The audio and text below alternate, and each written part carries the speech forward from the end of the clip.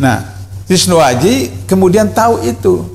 Kemudian dengan sombongnya mengatakan, KPK itu cicak, kami buaya. Teknologi IT mereka itu dianggap lebih buaya seperti itu. Kemudian datanglah kasus ketika kabinet pertama Jokowi 2014. Beliau kirimkan ke KPK daftar calon-calon menteri. Salah satunya adalah BG. Kemudian KPK kasih stabilo merah. Tidak bisa. Maka sebagai tanda balas jasa antara Jokowi dengan BG, diajukan sebagai Kapolri. Calon tunggal. KPK tetap protes. Dia bermasalah. Sehingga demikian maka gagal. Disitulah dendam dari BG kepada KPK. Dan dia menggunakan jaringannya. Karena beliau waktu itu, salah seorang pimpinan di Mabes Polri, yang kemudian diangkat menjadi Wakapolri.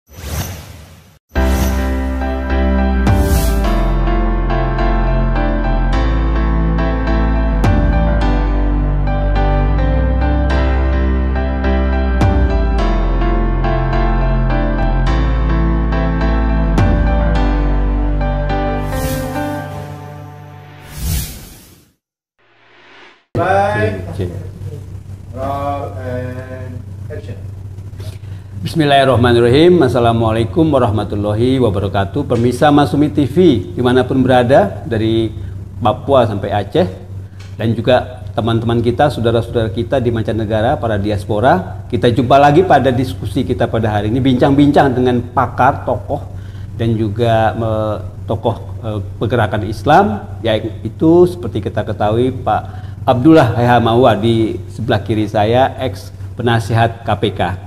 Assalamualaikum Pak Abdullah. Waalaikumsalam warahmatullahi wabarakatuh. Sehat ya? Alhamdulillah sehat. Kita akan bahas lagi soal korupsi nih Pak Abdullah, yang kaitannya dengan 2009 lampau, yaitu kasus cicak buaya.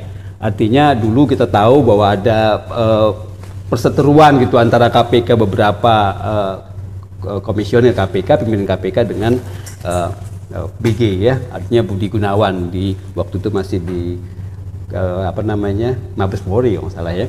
Nah, kaitan dengan cicak buaya ini dengan sekarang, dengan korupsi yang begitu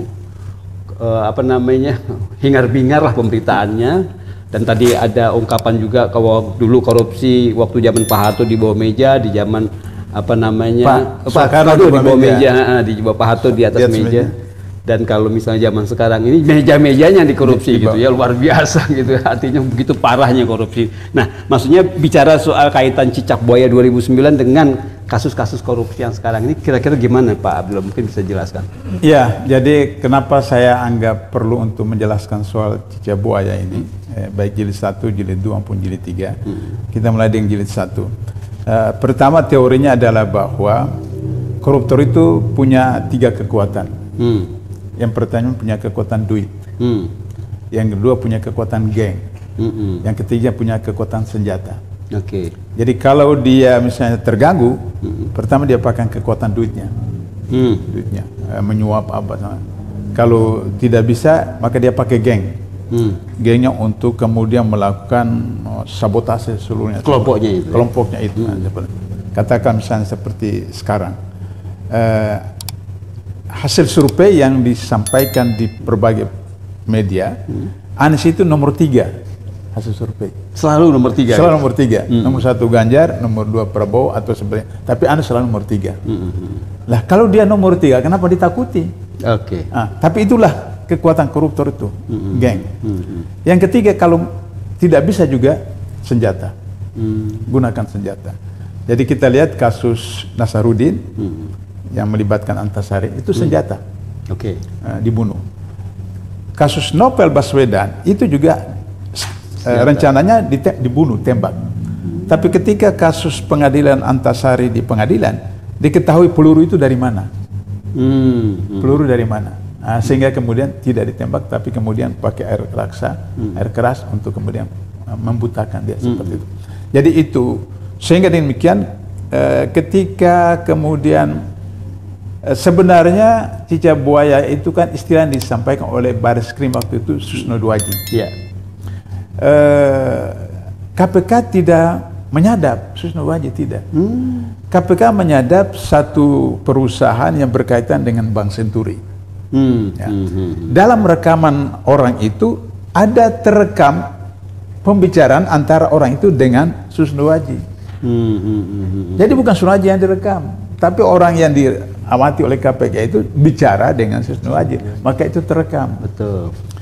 Nah, Susno Waji kemudian tahu itu, kemudian dengan sombongnya mengatakan, KPK itu cicak, kami buaya, teknologi IT mereka itu dianggap lebih buaya seperti itu. Itu cicak buaya satu. Cicak buaya jadi satu.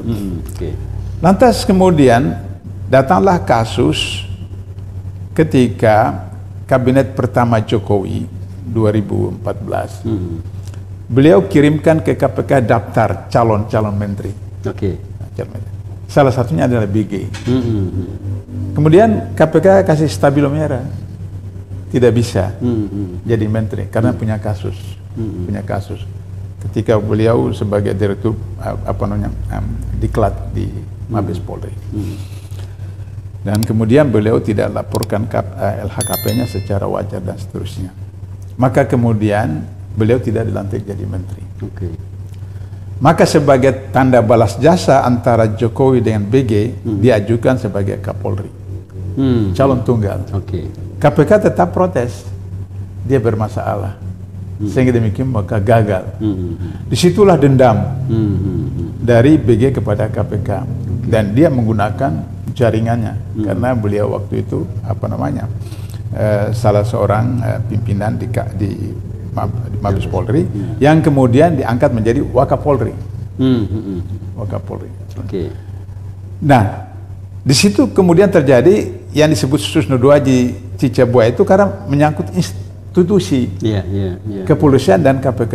Kenapa institusi? Karena ketika kasus BG ditangani oleh KPK, maka kemudian dibentuk tim lawyer atas nama institusi Polri untuk majukan ke pengadilan, pra-peradilan.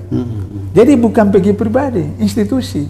Karena institusi yang membentuk tim lawyer ke pra-peradilan. Nah, di pra-peradilan BG menang. BG menang.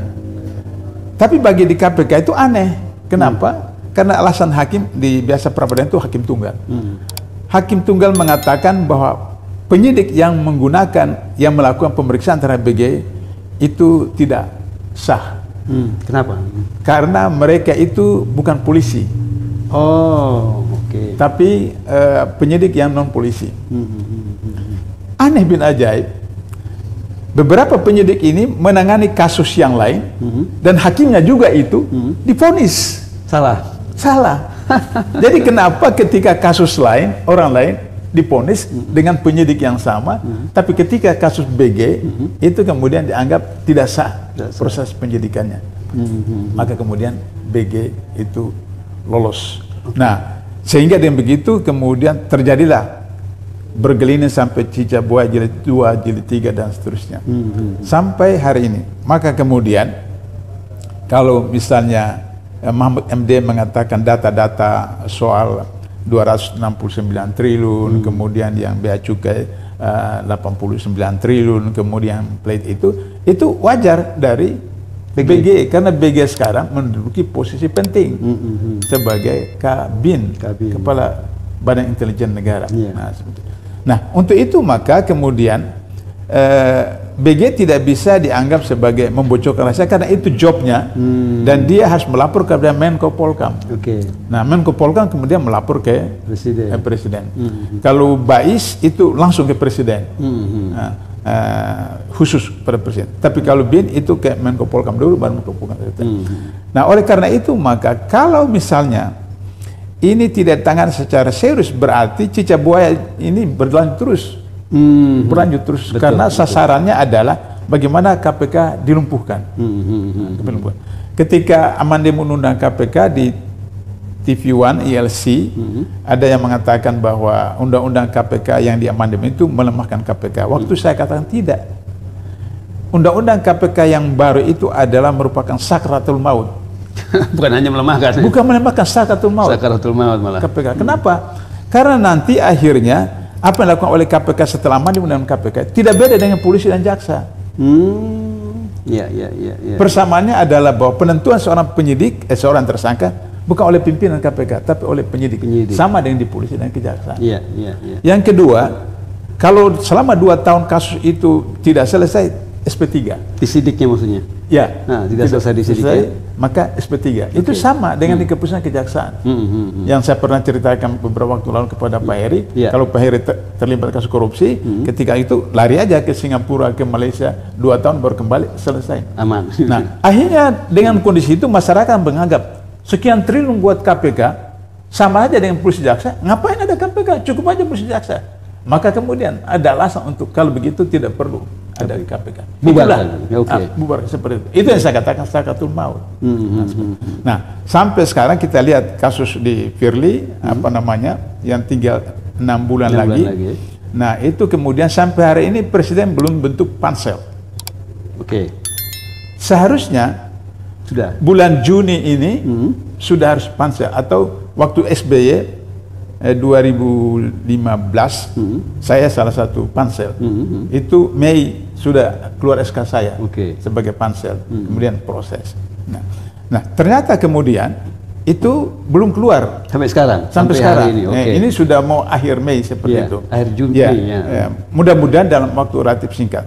Problemnya adalah siapa yang ditunjuk menjadi pansel.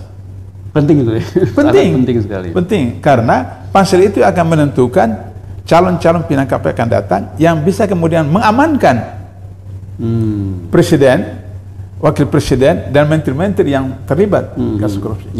Katakanlah misalnya kasus kereta api Jakarta-Bandung, kereta api IKN, kasus COVID-19 yang sekarang ini terlindungi, kasus anaknya Presiden Gibran. Itu tidak bisa ditangani karena kekuasaan ada di tangan mereka.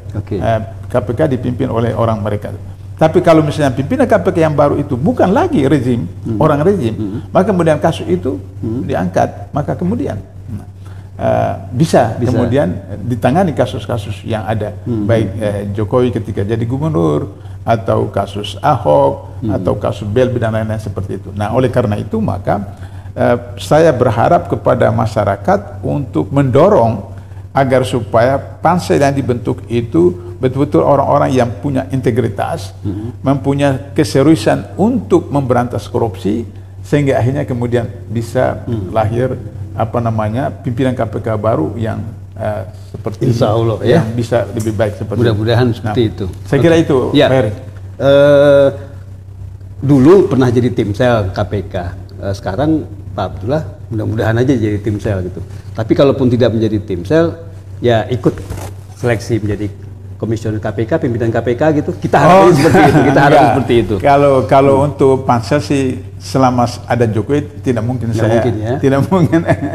Karena kalau misalnya saya pansel, kemudian pilih orang menjadi pimpinan KPK, pasti orang yang akan menangkap Jokowi setelah Jokowi tidak jadi lagi presiden. Tapi KM 50 kan masuk waktu itu tim itu.